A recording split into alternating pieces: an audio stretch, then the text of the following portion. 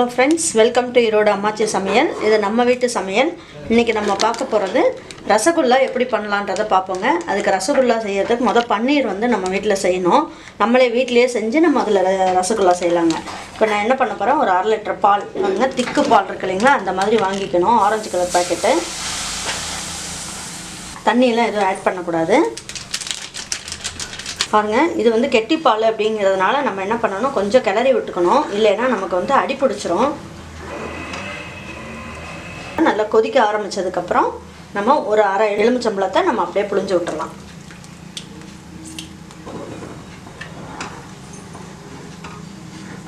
அவ்வளோதான், இப்போ ரெடி ஆகிடுச்சு.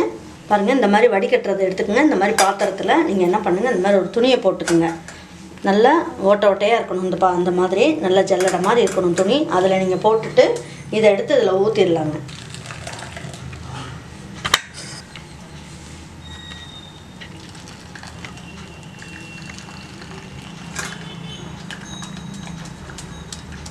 பாருங்கள், ஐஸ் வாட்டர் இருக்குது. இதை நம்ம என்ன பண்ணணும், இதில் ஊற்றி நல்லா அப்படி அலசி விட்டுறணுங்க. அந்த லெமன் டேஸ்டெல்லாம் போயிடணும். அதுக்காக நல்லா தண்ணியை ஊற்றி நல்லா அலசிக்கங்க.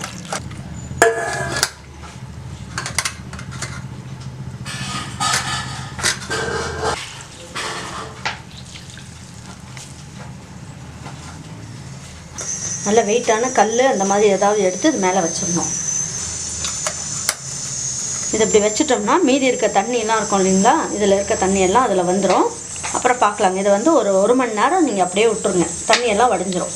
பாருங்கள், இது எப்படி இருக்குதுன்னு பார்ப்போம். நல்லா கல் வச்சு 2 மணி நேரம் நான் வச்சுட்டேங்க. இப்போ எடுத்து பார்க்கலாம். பாருங்கள், தண்ணியெல்லாம் உறிஞ்சிருச்சு. நல்லா இருக்குது பாருங்கள். இப்போ என்ன பண்ணணுங்க, பாருங்கள், இதை தட்டில் போட்டுட்டு நம்ம கையை வச்சு நல்லா பிசைஞ்சாலும் பிசையலாம்.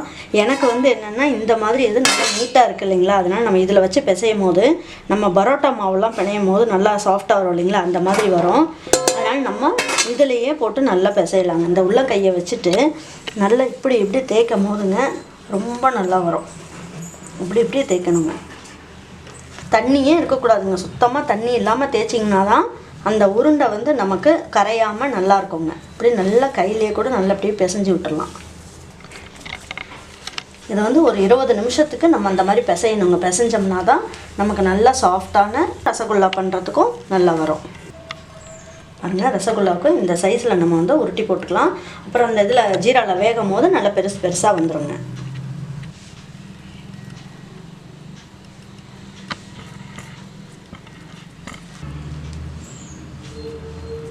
பாருங்கள், ரசகுல்லா செய்யறதுக்கு நம்ம இப்போ அந்த உருண்டையெல்லாம் உருட்டி வச்சுருக்கோம். இப்போ நான் இதில் 300 ml தண்ணி எடுத்திருக்கேன். அதை ஊற்றிக்கலாம். பாருங்கள், நான் 100 கிராம் சர்க்கரை எடுத்திருக்கேன். அதை போட்டுக்கலாம்.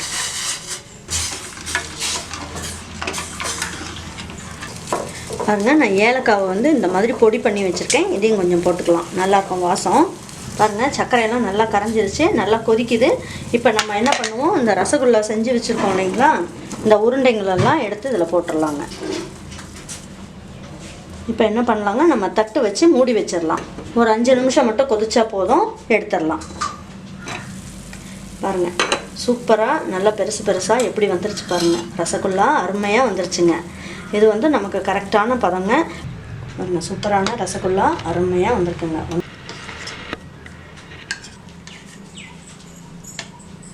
பாருங்கள், ரசகுல்லா நல்லா எவ்வளோ சாஃப்டாக, ரொம்ப நல்லா சூடாக இருக்கிறதுனால என்ன கையில் எடுக்க முடியலைங்க. பாருங்கள், எவ்வளோ சாஃப்டாக ரொம்ப நல்லா வந்திருக்கு.